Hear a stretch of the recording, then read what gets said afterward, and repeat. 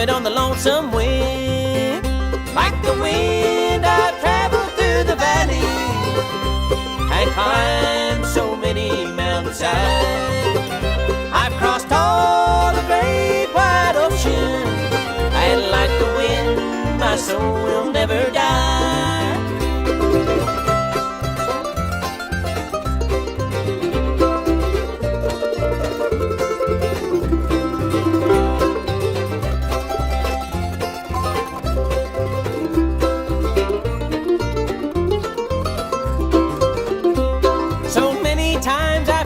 Settle down, but there's just no use to pretend. When I die, won't you do me just one favor? Let my ashes ride on the lonesome wind. Like the wind, I've traveled through the valleys and climbed so many mountainsides. I've crossed all the great wide oceans, and like the wind, my soul will never die.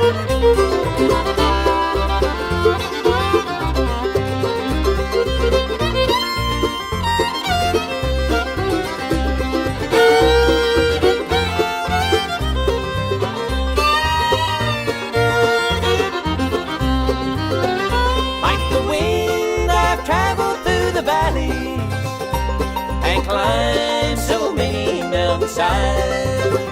I've crossed all the great wide oceans, and like the wind, my soul will never die. And like the wind, my soul will never die.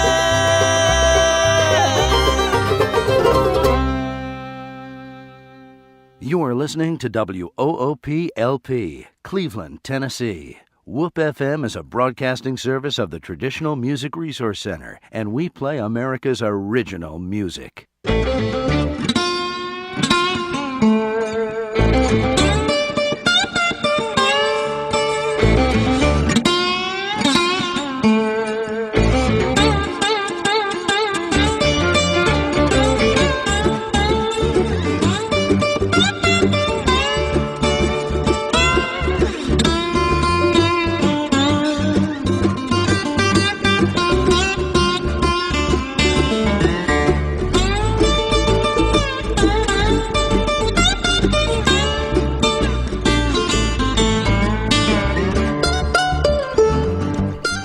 Good morning and welcome to Make It Grow here on WOOP FM 99.9, or you can go to the internet at www.woopfm.com. This is a show that we're doing every Saturday in October from... Not May. October, that's right. Even what the commercial says. From 9 to 9:45 every Saturday, and we're going to be talking about fall planting needs. And so, Deb, introduce our guests here this morning. Well, I'm just going to let them introduce themselves. How's that? Okay. Good morning, guys. Hello. Go ahead. Tell us who you are. I'm Dave Hopper with the Bradley County Master Gardener, and I've had an opportunity to do this back in the spring. I thought I would maybe try it again this fall. Okay. And get up close on the mic there, guys. You need. Okay, and, I'm Johnny Arnett. I'm a Bradley County Master Gardener also, and we're excited that WOOP has given us this opportunity. And my favorite thing is natives. So. Oh yes. The native plants. And of course, I want to say, the Bradley County Master Gardeners program is a part of the UT Agricultural Extension Agency program, good. And it's important that we say that. And the Master Gardeners, you have to take a class and do so much community service and so much education every year, and they help people when the extension agencies are working a lot. We have two now in Bradley County. When they're out doing huge farms and other things, the Master Gardeners can come in and help you with your lawn things or vegetables or things. Can they help you grow corn, Ron? They can't help me grow corn. First off, I don't want to grow corn, but it was like green acres every time we've ever tried it. But what's the number down there at the extension agency if you want to talk to a Master Gardener? 728-7001. There you go. See, I knew the first three numbers, and I said there's so many 728s because it is a county agency. Yes. So, and so today we're just going to talk about your fall planting needs and problems and things. We'll talk about fall vegetables. We'll talk about what you do with your gardens, with your lawns, and we'll talk about when or if you need to prune, all those things. And if you have critter problems, I'm becoming an expert on that this year because I've caught many of them and had to run them off. So you can call us here at 614-5553. Dave Hopper, what do you want to start off talking about today? Well, I guess maybe a fall planting. And right now, I think it's getting a little bit late to plant some fall crops because it's going to get cold. And most any vegetable that I know of, usually around 1st of December, it really stops growing depending on the weather. Now this fall we've had abnormally warm weather. I planted some broccoli, Brussels sprouts, and I found the plants in mid-August, and I planted them, and they did not look good at all. I really replanted broccoli because of the heat. Well, I've got broccoli coming up, and it's probably 8 inches tall now. And so, and I don't know if mine tried to bolt. It really won't. Well, it does try to bolt in the heat, but it's too young to make a flower. So the leaves just look. So I replanted those, and they're looking a lot better. But you're taking your chances with the weather. You got to have a cool fall for these winter crops to grow. What about garlic? Oh, I planted my garlic last week. Okay, I've got my bulbs in. I ordered from Grooney, so I have them. So I need to get them in the ground. Right. Okay. Oh, yeah, I put mine in last week, and I think by Thanksgiving or Christmas, you should see the tops start to come up. They'll be up, and I think last year mine were up probably maybe 10 or 12 inches before it got real cold, and I'll just straw them in with some mulch or whatever, and I'm not sure that's necessary. Depends on how deep the bulb is. And come springtime, they'll take right back off again. And when do you harvest the garlic? When the leaves start falling down. And it's usually late June, early July. Okay. The plant will make a flower top. And you can always cut that off. They claim it feeds the bulb if you cut the flower off, but the plant will wilt when onions do basically the same thing. Right. And then it's time to get them.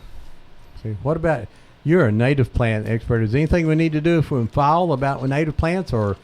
Well, I have a lot of sweet shrubs, Okay. and sweet shrubs send out runners. So if you want to divide and conquer, now's a good time to dig those sweet shrubs up.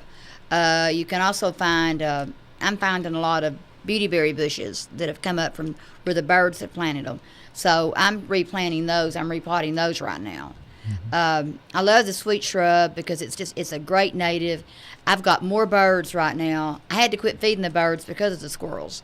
So the birds right now are having a blast with all my native plants. I've got hearts of buston, sweet shrub, and the beautyberries, and they're just really, really everywhere. A good plant that's not a native that the cedar waxwings absolutely love is the leatherleaf mahonia. It looks like a holly, but it's got the really pretty cluster of purple. They look like grapes, but they're not. But they're called grape mahonia. But they're the birds absolutely love those. I'm replanting. If you've got oak leaf hydrangeas, right now you're going to look under them and see a lot of babies. Now, I would wait till they're a little bit more. If they're any size on them at all, I'd wait a little bit longer till they're more dormant. But just mark them so you know, or just look under your oak leaves. You're going to see them. Just take a really good shovel, cut those suckers off, plant them in a good median, and you'll have, like right now, under one of mine, there's probably 50 babies. So I'm getting ready to have those. So they're beautiful right now. The leaves on one of my plants, the leaves on the end are just as red as they can be, and then toward closer to the plant, they're green. But I love the oak leaves. Fall's my favorite time between fall and What spring. color are they? The oak leaf. The plant itself is It's green, green, but the bloom is a really pretty white. I'd like to have a couple of those. Okay, talk to me. We can. Let's start something else, Ron. Yeah, we need another project. I need to work on that. Last week we talked about your bulbs and your plants that you need to break apart, and sort of you need to wait just a little bit longer until those plants die down a little bit, right, before you start breaking them apart, or can you go ahead and move them? You talking about like irises? Well, irises and I would say I would treat those basically like any bulb plant. When the tops die down, you can take the bulb up and divide it if you want. Matter of fact, you need to, because when they die down completely, you'll forget where the bulbs are. You won't be able to find them until you start planting another plant. I'm doing my Japanese iris. I've got a bed that I'm digging up, and what I did, I just dug them up and cut most of the foliage off. Yeah. And I'm planting them, and they're doing fine. What about your lilies? I mean, you know, you have to break them apart and spread them out, right? Yeah. But they're And not actually a bulb, though, are they? They're tubers. Some of them are Yeah. tubers. Yeah. I have a friend that's really big into lilies, day lilies, basically. And Uh-huh. I think he divides his like every 2 years. They will have to be divided. You have to well, divide you those. don't have to, but it's recommended. We And had a pretty good collection going, and all of a sudden, I guess we got some kind of varmint in the bulbs, and they were all mushy, and they just didn't come back up everything. We got a call here. Okay. Good morning, you're on Make It Grow. Good morning, Ron, Debbie, and the Panel of experts. Extinguished guest. I got a question about some wildflowers. Okay. The purple, real pretty violet purple It's tall flowers. that you see on the side of the road. Yeah. Ironweed. They're what? Ironweed. Okay, and the yellow ones I think are called goldenrod. Goldenrod. They make a beautiful arrangement in the fall. People are afraid of goldenrod because of the but you know, you don't really have to be because they put the pollen out early. Well, can you transplant those purple ones, Oh yeah, I've done it. and you just pull them up and Dig them up. Don't just pull them up, but dig them up. Cut them back because right now it's going to be putting all the effort into the bloom. So if you've got a safe place, not that belongs to the National Forest or anything, if it's in your field or something, dig them up and cut them back and plant them. Make sure you put what they are because you're going to forget about it and you're going to pull them up. It's a weed in the spring. oh, those things are so pretty. Beautiful. There's another one that's blooming that's Joe Pye weed, and it's a good native. It's pretty to see the finches sit on those suckers and watch them, float up and down while they're getting the seeds. So Yeah. they're a good plant. Those things are so pretty. I saw a big plot of them yesterday, and the purple and the yellow was the gold there was Beautiful. all together. Those things are so pretty. Anyway, that's what I wanted to know. Well, enjoy. Thank you, Bob. Enjoyed you last week. Yeah, well, I enjoyed it too, Ron, and we'll get together and do it again. Hey, Hey, Tim, and that link is on YouTube now with your program too, and if you haven't got it, You're we'll give it famous. to you. Do what now? The YouTube version of the show is is out, and so if we'll get you the link so you can watch it. Okay, Ron, I appreciate that. Yeah, thank you. thank you, dear. Bye-bye. All right, bye-bye. Bye. We were in Mississippi last weekend in the first couple days, and what was those flowers that were coming up here for, Deb? The Oh, little- they're like surprise lilies that we have around here, but ours come up and are usually like pink, and they have no foliage No on them. It's foliage, just the stem. These were red, little spidery looking plants. I don't know what they would be called. Now, how do you get those to grow? I mean, do you? They just seem like they were just growing randomly in people's yards. So is this something like the birds, or how do they? little They're a quorum also. I don't know. We have a place in Gatlinburg, and we go up, and you're like you say, they just grow. But people have planted these because you'll see a whole bunch of them in one place. I haven't seen the red ones. I'd love to have some of those. They were fabulous, and you could tell where old houses had been because they were just kind of like in the line of where the Right. front porch would have been. But then they were just kind of like someone with a mower, or they had Just in the grass. They had plowed their yard or something, and it had spread them randomly. Yeah, but they were were popping random up out. all over people's yards, and I just didn't know if. Can't remember the name of the pink ones, but they're really cool. I've got some, and I didn't know what they were. So is that considered a native plant? I don't know. I don't know if they are or not. I need to look I that think one. they're probably not. I don't think they are. Now those may be native to that warmer To that climate area. and sandy soil and stuff. It's definitely different down Well, there. I've got a spider lily at home. It blooms like midsummer. And a friend of mine, we found them on a creek on a flat bottom in Chattanooga, and they were in a cluster. And we dug them up and planted them, and they'll put out a little bit of foliage, and they'll send up a stalk with a beautiful white top, but they don't bloom for about 4 or 5 days, and they melt. I'm not sure the pink ones do the same thing, and I call them a spider lily, but I think that's probably a I think generic. my grandma always called those naked ladies because they have no foliage on think- them. yeah, that's they just what pop I've up heard. and they bloom. It's just interesting when you go to different parts of the country, you'll see different Different things. flowers. And you know, they were just unique, and they still had to bloom this late into the Spanish into fall. moss, is that a what is that? Like a fungus? It's or- an air plant. It's an It's air an air plant. plant. And that's one of the few plants that can grow without soil. And it gets its moisture from the air. And actually, I had some up here that I kind of brought up from South Carolina.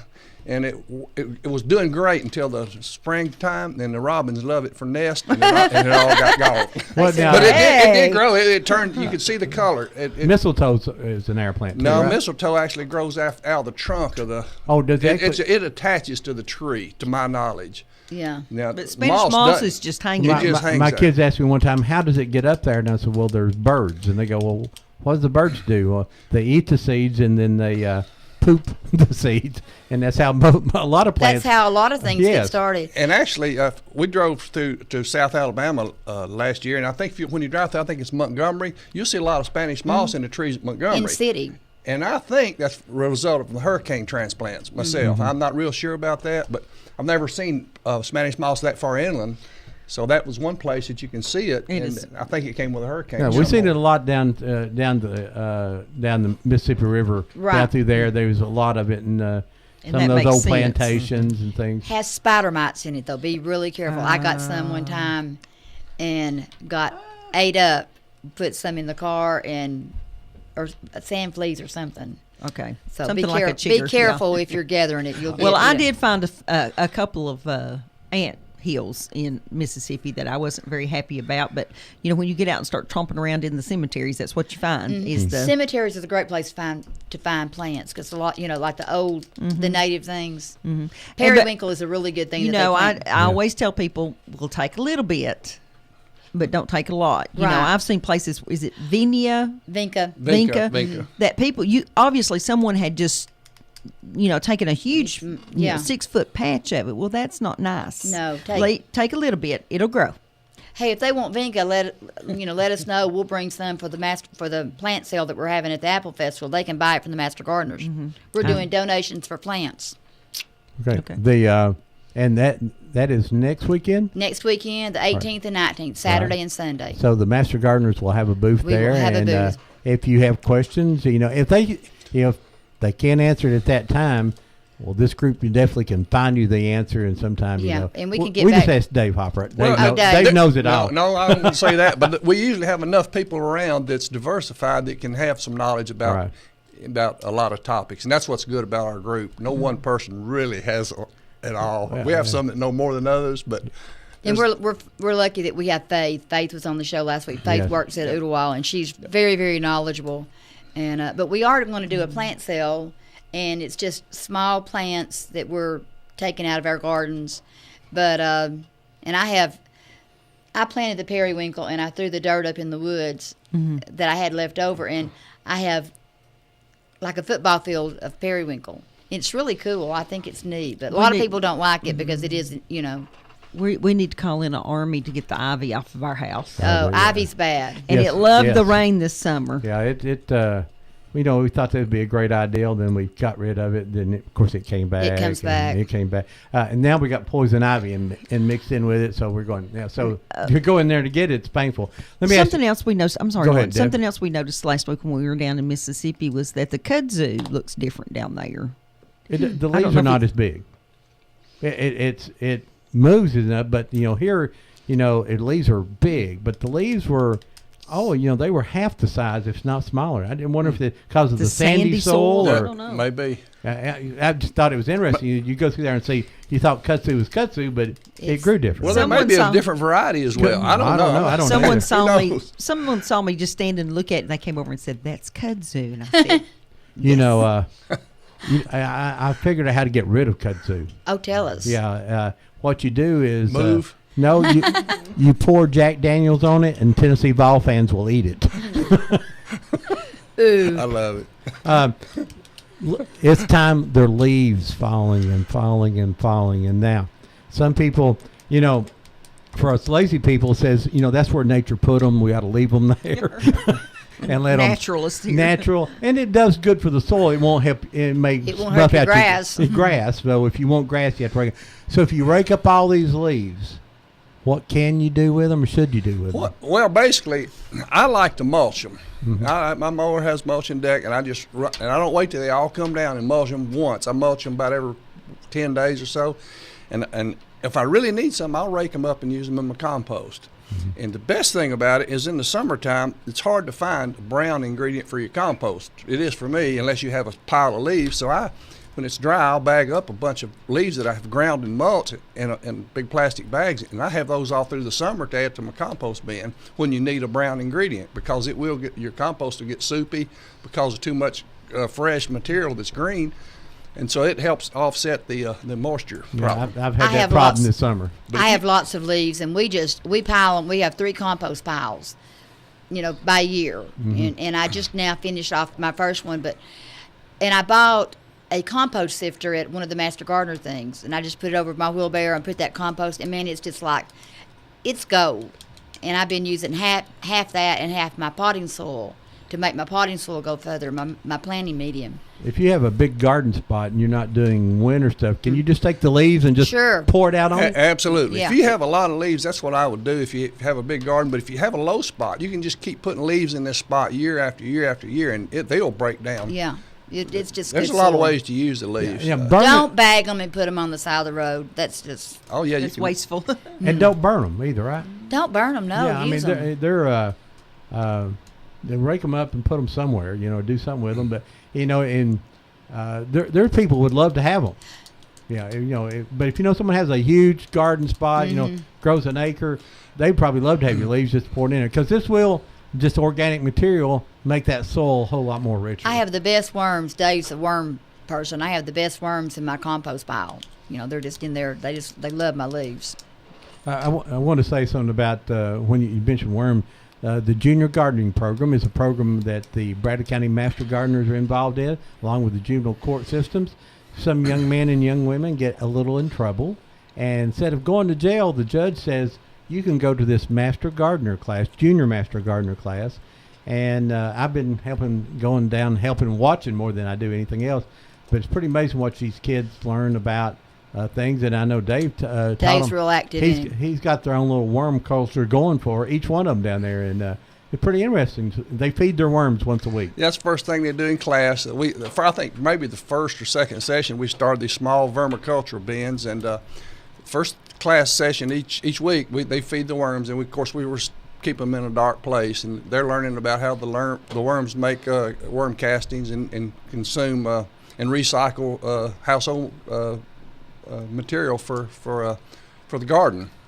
Now, if you want to get into that, we'll call Dave. But now, if you think you're going to get tons of compost from the worm thing, it's not that, is it? No, if you've got tons of worms, I'd say you'll get some heavy volume of castings, but it's a slow process. Just like basic composting, you don't get near as much as you put in. Oh yeah. But it's what else you gonna do with it? It's a way of recycling, and I'm all about recycling. I know one year I had an old garbage can. I drilled holes in it, and that's been my experiment into that. And the first year I filled that thing up. Next year I had 12 inches of dirt.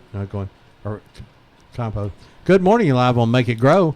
Good morning. This is Lisa Poe Jones. Hey, Lisa. What's up, sister? Well, I have a comment about the leaves.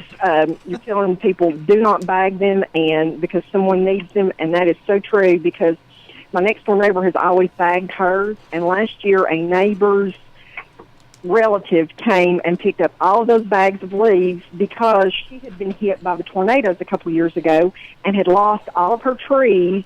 So she did not have any leaves for her compost. Good point, Lisa. Good point. So she came and got my neighbors. So, yeah. Well, we just chop ours up and leave them on our yard.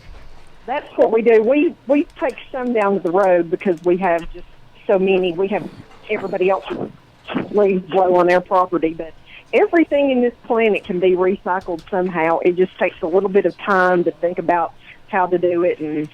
But literally anything that you have, somebody out there can put it to use. So. Well, that's true. And yard sales is another proof of that too. different type of recycling. Yes. So, but I'll let you go and get back to the show. But I wanted to. Hey, tell me what good place to get a hamburger real quick before you go. Central Park. I thought you might mention them. All fresh, hand patted meat. Oh, it's good. And now I have to admit, I haven't ate a hamburger in a long time because I try to cut down my beef. But I have their grilled chicken sandwich almost daily. Oh, well, great. It's good too. I'm not a chicken person, but my son has those. Well, it's sort of red meat doesn't work well with me as I've got older, so I eat a lot more chicken. So, well, thank you so much. Matter of fact, when I pull up, they already have the sandwich. When they see me turn in, they go ahead and make a grilled chicken sandwich for me every day. That's the advantage of such a small building. If you see a regular pull on, you can have their order ready by the time they get up to the window. Well, it's great. I have the exact amount of money that they need, and I hand it to them, and they hand me a chicken sandwich. It's just a great all-around experience there. Well, now try their hot dogs too. Since you're a fan of hot dogs, they have all beef hot dogs, and there are a couple of people who come down there just for the hot sauce. Well, yes, I've done that before too. I try not football season. I get into hot dogs, but I try to avoid them. But you done got me interested now. Hot dog with hot good, sauce. Oh it? yes. And I wish you would. Wait a minute. I left the conversation. Wait, what? Tell me that last part. I wish you would get back to good sports. So. Well, I'm thinking about coming back, but it's just been. I've got so many projects going on. Yeah, we can't get him into master. We need to get him back to our Master Gardener meetings too. Well, I've been coming to the junior garden. Yeah, though, but you have. That's good. We'll this give last you. Thursday, I was leaving town though. Okay, thank you, Lisa. Okay. Bye, Lisa. Bye. She said, "Don't throw your leaves away." And I've got 7 acres of them. But now pine needles. Pine needles are a different thing, right? If you have azaleas or rhododendrons, pine needles are wonderful. See, that's why our rhododendrons did so well before we had to cut all of our trees down, Ron. Because Yeah. we used. Well, I've been known to go up. There's a little street off of Peerless Road. I've been known to go up there and see the lady out, and I've gone up and raked her pine needles up. You can come rake ours up. All the pine needles They're you ever probably need. 6 inches deep under our trees. Yeah, blueberry bushes, I think, like them Yeah. as well. Yeah. I like to dig them in. I don't have any blueberries now, but people that do, I can talk to them about putting pine bark mulch. Actually, Yeah. is good, or pine needles, and you can actually dig it in around your plant. They're going to be more acidic, right? Yeah, they are acidic, but it takes a while probably for them to break down and give it up to the soil. I'm So sure now it's not instantaneous, but that's what I would do. Well, when you buy a bale of pine straw and leave it in your backyard, about 2 years later it's broken down, it's ready to use. So that happens to me every now and then. I'll buy things and I want to tell you a story about that real quick. We were going to have our yard redone with the 93 snowstorm come through. Oh my God. We lost 70 trees in our front yard, so we had to cut all that. So we decided we cut all those trees and we was going to have a landscaper come in and fix this first part out there. And said we want this part up here natural, and then we'll have a grass around it and everything. We just want trees and pine. There's pine needles there. I come home and they raked up every one of my pine needles, and it took Thought them they over were the helping. ditch and burned them. Oh. And then the next day I come home and there's a tractor trailer load of pine needles. So I had bought pine needles and they put them out. They said, "Why are we doing this?" Well, these are decorative. They're just a little. They were decorative until our trees got pine needles on top of By them. the end of next year, it looked just like my pine needles back down there. So I paid for pine needles. That's one of those projects that said it'd take 2 weeks, and I think 7 months later it's finally done. Yeah, that's why I took the Master Gardener class, because it's going to be cheaper for me to do it. Actually, I had a friend that was born and raised in South Georgia, and they have a house in Chattanooga, and they put out some artificial pine needles, and which were made from rubber. And I looked at them and I said, well, I'm not sure about that. They're really pretty, and they stay pretty all the time, but I really don't like anything artificial as much. But it is a product that was available, and I'm not sure it still is or not, but it kind of surprised me. I've seen the rubber mulch, but I'm like, well, these are pine needles. Anybody that needs pine needles, all you got to do is call me and bring your rake, and you can have all you want. I mean, well, we have a lot of roadies at our house, and roadies in this area don't live real well. And my soil on my hill is terrible, but we compost a lot, so I've actually propagated a few roadies off of ours, which is couldn't believe I got those to live. When do you prune those, or can you? Right after they bloom. Okay, because we've got one that when we planted it, we got it too close to the house. It's at the corner of our porch in our house, and now it's leaning this way, and we crowded it, and it's big now. Right. Well, anything, if it's in your way, you're not going to hurt the plant by pruning it in the wintertime, but you will lose blooms. Cut off the blooms. But if something like that's bothering me, I'll go ahead and prune it. But if you want the blooms to come on that part, you like Johnny said, you do that right after the bloom in the spring. And what's the big thing that we can't get rid of? The thing I like, the hydrangea. Yeah, Hydrangea. it's just taking over. Goodness gracious. It keeps Now, getting you can Laura bigger. doesn't like it because it doesn't have blooms on it all the time, and I'm like, you have to appreciate the green. But then after it gets frost, it's just nothing. Prune it. Thin it. But you have to. If you want the blooms, you have to prune those after they bloom. So, I have a rhodie right now that's. I did the same thing. I planted. When you've got this huge bed, you plant things too close, and then when they grow. So I've got one now that needs to get moved, but I'm going to wait till it goes dormant, like December, January, before I move. It'll give him a better chance. Those big plants on the left side of our porch are rhododendrons. Yes. That That's they what I were was talking about. 1 gallon buckets. Mm-hmm. And it's 20 years old now. That's huge Yeah. too. So, but yeah. So we want. If it bothers you, prune it. Well, it Don't doesn't. It's never bothered me. Yeah, I'm just about any plant. If it's getting out of control, We're probably you need to do bothering it a lot more than it bothers We had us. what they called wedding veils. We had several of those, and I always loved them when they bloomed. But I think after a while they just die out, don't they?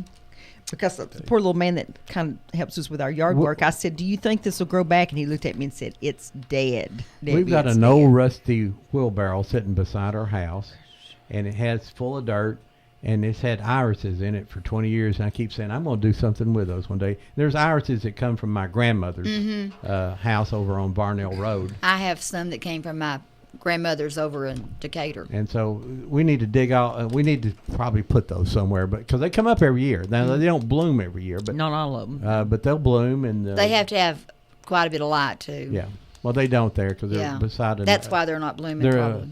a tulip poplar. Oh, right between them. We got another call coming in here. No, it's a tulip magnolia. Well, something like that. Good, There is a difference. good morning. You're live on Make It Grow. Good morning, Mr. Ron. How you doing, buddy? I'm fine, Bullet. How are you? How are you? I'm doing pretty good after that game last night, but I'll tell you what, those guys are making me age. Well, both of us. Yeah, really. Well, can you believe Bradley was on the one yard line twice and didn't score? Yeah. Well, if you get a holding penalty when you're on the one, now you're at the 16. Then you're on the one again, you get a offside. Then you get a motion. Now you're back at the 11. It just wasn't a good night. Yeah, it was a good game for both teams, but I wish they let the players play the game and still, you know what I'm talking about, and still throwing all them flags. Yeah, there was some that were a little silly, but it's Yeah. but yeah. Anyway, I was going to ask you guys, there is a plant that you can grow through the wintertime. I think they're called pansies, and I'm thinking about planting some up at the Veteran Cemetery. Yeah, they are. They'll be good till it gets hot, and then they're gone. We're going to have some pansies to sell at the Apple Festival. Well, good. Oh, really? So if you want to buy some, wait and buy them from the Master Gardeners. Hey, I will, because the ones I've seen are pretty expensive. I don't want to say where at, but where's your place going to be at? Just on the square. They haven't given us a location yet. We're hoping to know soon. Yeah, it's going to be around the courthouse. Yeah, and we'll have our banner. You can find us. What's the other one? Looks like a pansy, a viola. Yeah. Viola. There's also a little one called a Johnny Jump Up that's a native. And then snapdragons. Yeah. I'd like to have some snapdragons. Anyway, Ron, I just thought I'd call you and say both teams really played a good game, and I just wish both could win, but one of them has to lose now. Oh, that's it. Yeah, but it was basically the players played good. They were a good straight game. Yeah. All right, good talking to you. All right, bye now. Hey, you can call us here on Make It Grow at 614-5553. We're talking about your fall needs for your yard, your trees, your shrubs, your plants, your vegetables, or getting ready for next year. A lot of things you can do to get ready for your garden next year if you don't want to do fall planting. You just may want to do, we talk about putting leaves in your garden spot. Fall is also a good time to plant new shrubs, trees, anything of that nature. Put them in from now any time through the winter times. Good planting time. Of course, you put them in now, you have to keep them watered for a little period of time, but it's a great planting time. What about a small bush that has a lot of color or flowers on it, full sun? Any ideal? Ron wants them to bloom a long time, and nothing blooms a long time. Well, I want it to be some color. Artificial. Yeah, well, yeah. You do different things. You can't do just one thing. You got to have some things. Like I have an oak leaf that will bloom, and then after the oak leaf blooms, I have another different hydrangea that blooms. Mm-hmm. So you have to kind of stagger it. Nothing's going to bloom. Now, but now, what's funny is right Azaleas now bloom early. the Encore azaleas are blooming. which is somebody. I got an email says, "Why are these azaleas blooming?" I said, "They're probably encore. Yep. Encores bloom twice, so they're evergreen too. So Knockout roses actually bloom throughout the summer. They have a heavy bloom in the spring. Then I prune mine back maybe a little bit, deadhead them, and they'll come back. And right now they're putting on another little show, but it's not as magnificent as the spring one. But they'll have some blooms throughout the summer, typically. All right.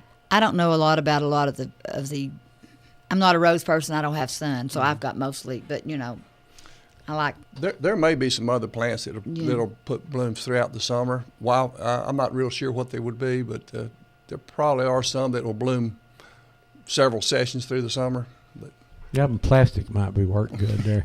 You don't have to water those either, but they do fade in the sun. Though they when do you fade in the sun. That's right. We need some dirt to fill in around our house, so not necessarily stuff that you'd grow something in. Where can we get like a load of dirt, like have some clay in it?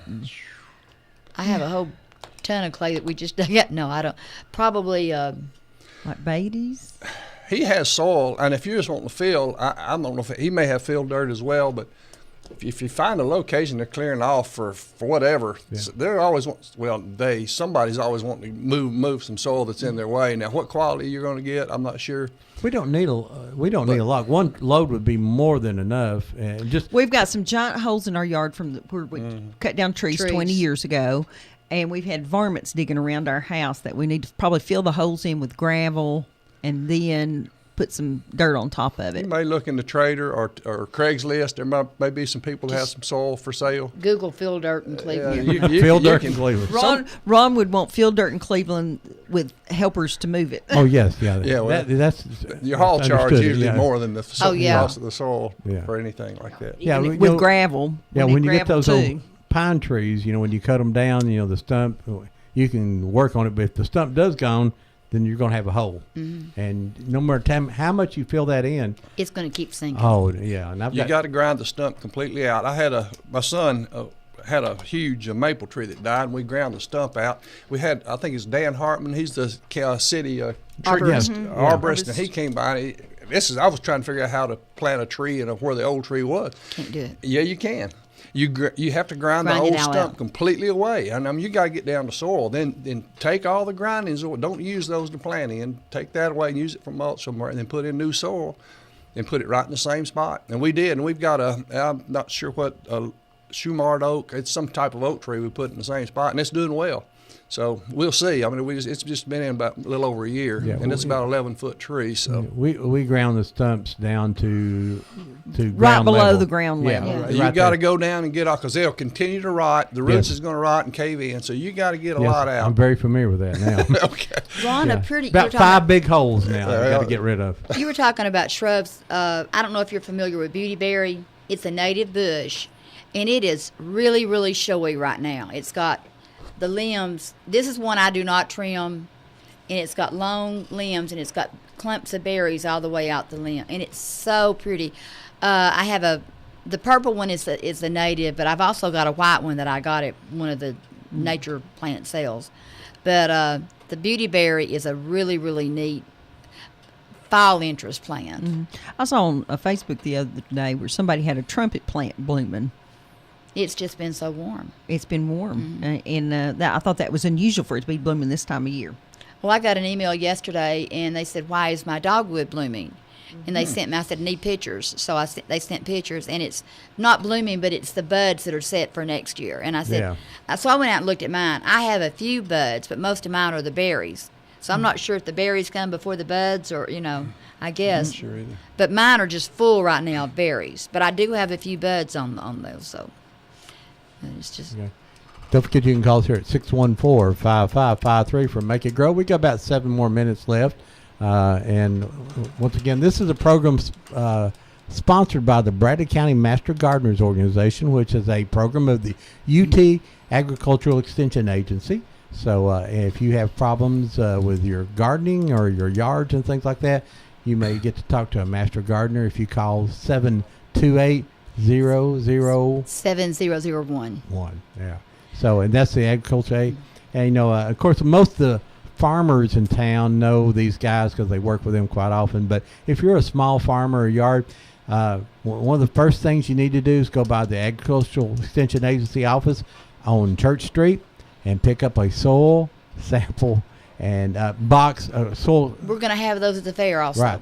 You can pick up that box and you can go do, and it'll give you instructions how to pick up your soil. If you want to grow better tomatoes next year, Grass, anything, they'll tell you how to do it. Samples. It's $7 for one sample, if I'm not mistaken. Is that right? I'm not sure. I think I don't so. know what $7. I don't know what You the just term- did it this year in the class, so you would know. It's $7, and then you, if you want, according to what all you want done to it, you can say, I'm going to grow corn, if I want to grow tomatoes, or and they will come back and say, if you want to grow tomatoes, this is what you need to put into the soil, and of course, in the junior gardening class, we taught those a week ago. What do you need to grow a garden? And the pretty interesting thing is, of course, you have to have sun, and you have to have access to water, and you have to have dirt and compost. Nutrition. Yeah. I run into a farmer at the local farmers market, I guess a few months ago. He had a lot of corn there, and I was asking him how he does his corn. He's got a field, I'm going to say 2 or 3 acres. I hadn't seen his field, but every year he fills it with leaves and chicken litter. And that's your basic big ingredients, your browns and your greens for a compost, and chicken litter is probably going to help it deteriorate fast. He's been planting corn on that field for years. And he said he's real successful with his corn because it has a lot of nitrogen, and corn needs a lot of nitrogen. Right. So if you've got excess leaves and maybe chicken litter, there's an opportunity to make your a high deterioration rate compost. When I was a young boy, I helped clean out chicken houses with a shovel, and I don't want to ever do that again. But now I don't think I could, but. Now they got all these things. They raise the cages, and they got tractors come in there and clean them all out. It's pretty fancy. And of course, in the old day, Dave, you lived on a farm. You just shoveled it, didn't you? Yes. After maybe sometimes you just go ahead and put shavings on top of it and put more chickens in there, and it'd get 2 or 3 layers, and then they'd shovel it. Yeah, but that's good. So, and also the Master stinks. Gardeners class will be coming up in the first of the year. Do you have a date yet? Not a date yet, but will most likely be in January. And I'm working with Kim now. We're trying to come up with a time, and So if you're interested in it, it's a 16 weeks. 14 or 16. Yeah, I think we've done 16, Yeah. and one of them was introduction, Right. one of them was the party. Yeah. So, but it's 3 hours, usually from 6 to 9. And I don't know what day of the week it is. It's been on Thursday. Thursday. Typically. Well, and you guys just need to stay tuned to us too, because I understand that they're going to be offering some mini classes. Oh, that'd be great too. That might be just one night or 2 nights. That's a and- great idea. I think Yeah. Patrick is working on that now to put some, one day class on like raised bed gardening. Well, or and A lot of whatever people don't topic. have 16 weeks to invest in it. It's tough. It's It- a long. Yeah. It's a commitment. In fact, speaking of Patrick and Linda will be here next week on your show. Patrick Right. Sweat, he's our new TSU extension agent. And then on the following week will be Faith again, plus the shucks, the aquaponic people. Aquaponics, yes. Oh, good. I can't think Mathis. of his name. Yeah. Mathis. That's who it Steve and Sandy Mathis went totally blank there. And But- one of the guys in my class, Jonathan Gann, has started that too. Yes, He has, Jonathan had a bicycle accident, so he's been kind of Yeah, laid up. yeah. So we're hoping Jonathan feels better soon. We miss him. He's really been active in Junior Master Gardeners. Right. So, and I've enjoyed that. That's been a great The Master program. Gardener class is so neat because it brings people in with such a diverse. I mean, like the Mathis and Jonathan with the aquaponics or the hydroponics with the fish, and that's just something totally new to me. I just think it's so neat. Now he has a big commercial type program He here, does. And you can tour that. I think. Yes, and he's going to have a booth at the fair, so they couldn't work with Master Gardeners, but they're having their own booth. For you people who don't know what that is, basically you have a water tank that you have fish in. Yes, the fish And- provide the food. And the water from the fish tank goes down up through pipes or through some way and delivered to where plants are. Then it circles back through, and it's just the circle of life, if you want to call it. And It's a way of recycling, basically. Yes, and sort of easy. They feed the fish, and the fish Feed does the their plants. thing. Yeah. So it's And great. you can eat the fish when they get large. Right. He Yeah, has it's a tilapia. win-win. tilapia, I think is. I think he does a little both. He sells tilapia to other people, and then he uses them to. Well, he will be here to explain all that. Oh, it's we're a huge excited. operation too. I've Yeah. seen pictures of it, Yeah. and it's really great. Well, I'm glad they're coming in. Yeah. I really am. That- And I think that's a good thing about doing this early program is that we're able to talk about things that we're not able to talk about on our show. Because we're talking about history there. But this is a good thing to. It's a good investment in the community, and I really appreciate what you guys do. So, Master Gardeners, if you're interested, I will definitely let you know when the next class comes up. It's a 16-week commitment, but you'll love it. It's great. They're, like I say, 3 hours. There's a different speaker almost every week, and they're going to talk about insects and using pesticides. They're going to talk about planting. We had beekeeping. We had how to get rid of varmints. Trees, shrubs. Ornamentals, native plants. I mean, it went through a large gamut. I'm sitting there going, "Oh my gosh, It's a broad-based program. That's what's good about it. It covers such a variety of topics, and you may know something about one, but there'll be something. Well, you can I learn. thought I knew a little bit about it, but I feel like an idiot when I got done going, "God, my goodness, what all the stuff there." But it was a great learning experience, and I'd been wanting to do it for years and years, and. I used to do a Thursday night program here, and finally I stopped doing that. And somebody always called me and says, "Hey, Master Gardener," so I got to do it this year. Finally got him. I've been calling him for 3 or 4 It's years. fun. It's a fun course. It really is. He has really intended to. He really wanted to because he's really interested. And you really find out what you don't know when you take that course. I found out I didn't know anything. we really. still find that out. I wish when I was younger, as most of us, when my grandfather, I would go down to his house and his garden, the rows were perfect and everything was green, and he had a cellar full of potatoes every year. And I wish I had learned maybe one or two things or listened. Back then, you didn't care, So. Well, my complaint is I wish that I had gotten into plants at a younger age, but we were so busy just taking care of family. Because I propagate, and I'm selling a few just for. To people in the Master Gardener group, but it's such a neat thing to be able to know how to propagate, and that Well, my grandfather used to graft roses and come up with different colors and things. It was amazing. I'd go watch him do that, and then you go back and there's this different colored rose, and you go, that was just amazing. And I didn't learn that. I can grow weeds. I can grow weeds in my driveway. Yeah, we get tickled how things grow and the cracks in our driveway. I have marigolds coming up in cracks where I've planted them other places. So. Yeah.